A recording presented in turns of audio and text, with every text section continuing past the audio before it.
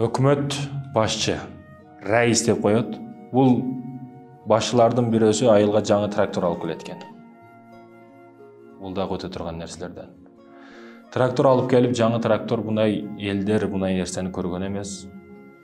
Бардыгы ага суктанып карап, бардыгы анын көзүн карап турат экен. Трактор, жаңы трактор деп. Булар кетменде кыйналып иштеп жаткан учурда бул жаңы трактор алып келди. Бул урматтуу сыйга татыктуу адам. Төр дагы ошондуку. Аш болгондо төр дагы ошондуку. Айтор көп нерсеге уруксат берилди буга. Бирок ар бир кыйындан күчтүүрөөк кыйын сөзсүз түрдө чыгат бул жашоодо. Сен кыйынмын дебегин, сөзсүз кыйын чыгат бул жашоодо. Бир кичинекей кыстырма. Мен илимдүүмүн, билимдүүмүн, спортсменмин, күчтүүмүн дебей эле кой. Сени баары бир жыга турган бирөө чыгат. Сен күчтүүсүңбү?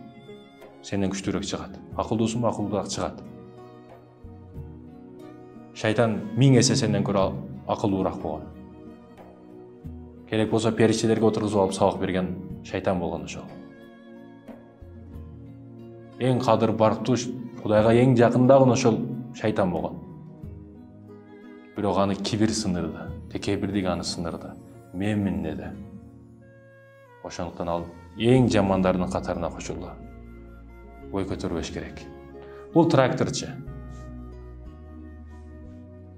Бирок мындан дагы күчтүүрөөгө бир иномарка машина минген, шаарда окуп келген, университетти бүтүргөн, жакшы бир заводдо иш жүргүзүүчү болуп келген бир жаш жигит айылга келди. Жаңы машинада элдин бардыгы назары ошол жаш жигитте, көзүн карап калышты. Ол жаш жигит карагыла университетти бүтүптүр, башка кылыптыр. Ушундай иштерди кылыптыр. Мына жерде иштейт экен, иш жүргүзүүчү экен, андай мындай деп макташты башташты. Элдер бардыгы ошого агымы ошого кетип калды. Тракторчу мындан капа болуп кайгырып, бир күн бир сындырайын ушу жигитти. Бир сындырайын ушу жигитти. Элди алдында бир мактап, кибирлендирип, бир элди алдында шермендесин чыгарайын деген максатта элдерди чогултуп аны макташты баштады. Сен ушундайсың, жакшы жигитсиң, андай мындай деп макташты баштады. Жигит ийне алып алып колунаийнени сайышты баштады. Баягы ошол учурдан пайдаланып, силер үмүт кылып, силер жакшы адам деп ойлоп жүргөн адамыңар бир келесо тентек экен, акмак экен. Бир челясын кылып коюш керек экен муну. Колго ийне сай ойноп атат бул. Не деген нерсе бул? Ар нерсе сөзүн айтат. Аркасынан бир жакшыраак аксакал данышман келип, балам, не кылып атасың? Колуң эмне үчүн ийне сайып жатасың? Мен ар дайым адамдар мактаган учурда, адамдар мени көтөрмөлөгөн учурда ошол кибирге берилип, текеберликке берилип кетпейин деп колума ийне саямын дейт. Бүгүн мени канчалык күчтүү мактаган адам күнү келип мени ошончолук жамандаштуулук мүмкүн дейт.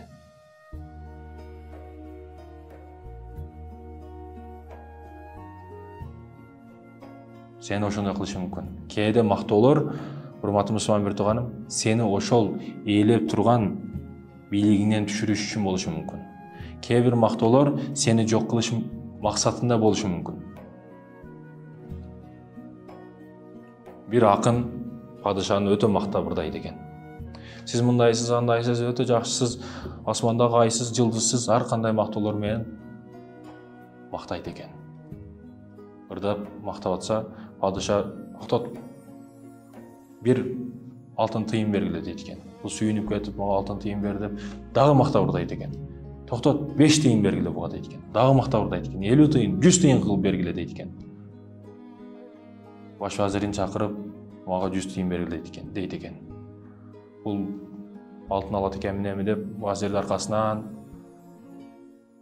басып барат экен. Басып бара жатып, сиз башка жака алып кетип жатасыз мени. Мени 100 тыйын бер деди го. Эмне үчүн бербей жатасыз? Мен сиз падышага айтам. Азыр сыртка катышып кетип атасыз мени. Жок. 100 тыйын бербейсизби? Жок. Падышага айтам анда. Падышага: падыша, ушул вазириңиз ушундай кылып атат. Мага 100 тыйын берем деген эдеңиз. Бул бербей мен башка жака алып барды. Падыша да карап: сен мени кандай кылсаң, мен да сени ошондой кылдым дейт экен. Сен мени бообогон эле нерселерге чыгарып, айга теңедиң, жылдызга теңедиң, мага пакта койдуң, мындайча айтканда. Кошоматчылык кылдың.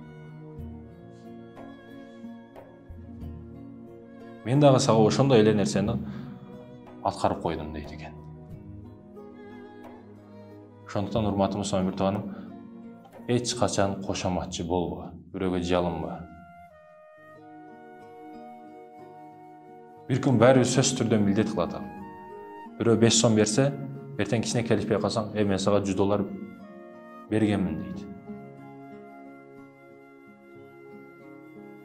Эгер бирөөдөн жардам ала берсең, анын салып койгон ноктосунан чыга албай каласың.